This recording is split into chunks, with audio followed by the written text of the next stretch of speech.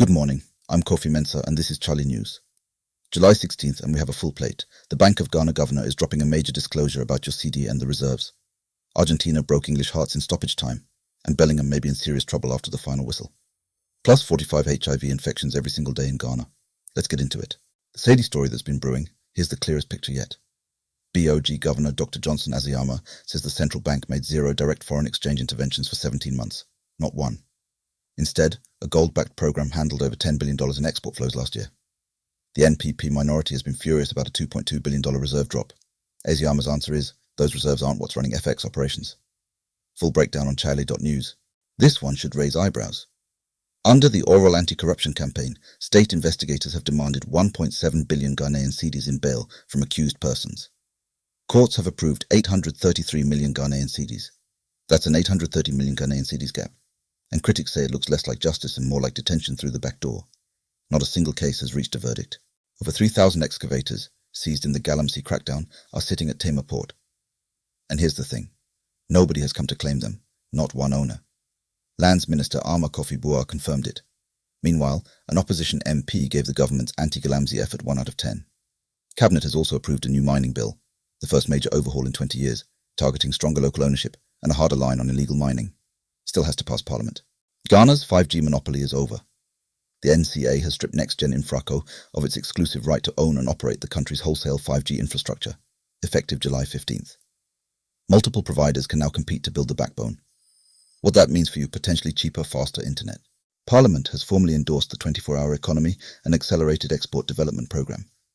The NDC government's flagship policy now has legislative backing. The minority, led by Afenyo Markin, used the floor debate to hit back over scrapped NPP programs. The vote passed. The political fight clearly hasn't. 144 Ghanaians are home. They were stranded in Libya, one of the most dangerous places for our migrants right now, and the IOM flew them back to Accra in 2 batches on July 14th. They'll receive reintegration support and livelihood training. This comes a day after a Ghanaian MP flew to Libya directly to address the abuse crisis. Good news, but the bigger problem hasn't gone away. 45. That's how many new HIV infections Ghana is recording every single day, over 16,000 a year. Women make up nearly 70% of new cases, and most of those infected don't know it. This, as national health attention drifts toward diabetes and hypertension, let that sink in. Ghana's Medical and Dental Council has a fix for fake doctors. QR code ID tags that patients can scan to verify their doctor is actually licensed. 31 disciplinary cases are currently active. If you're sitting in a consultation room and something feels off, soon you'll be able to check.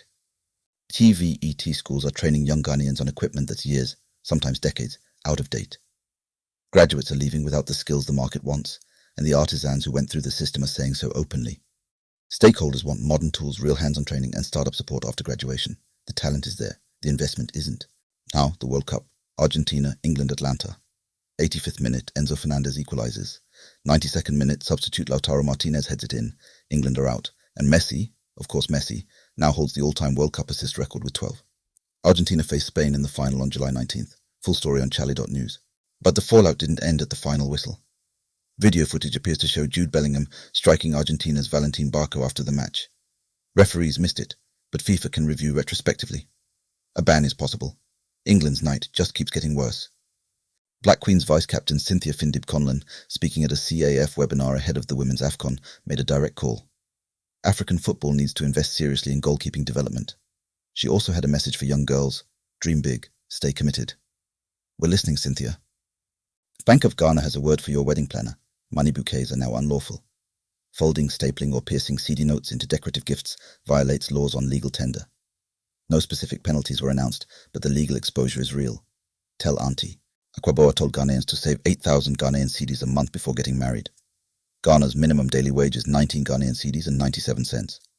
Most workers couldn't reach that monthly target in a year. The backlash was swift, and honestly, it wasn't just about one celebrity's post. It hit a very real nerve about youth, money, and what we're asking people to do in this economy. That's your July 16th digest. Every story we covered today has deeper reporting waiting for you at chale.news. Stay informed. We'll keep watching.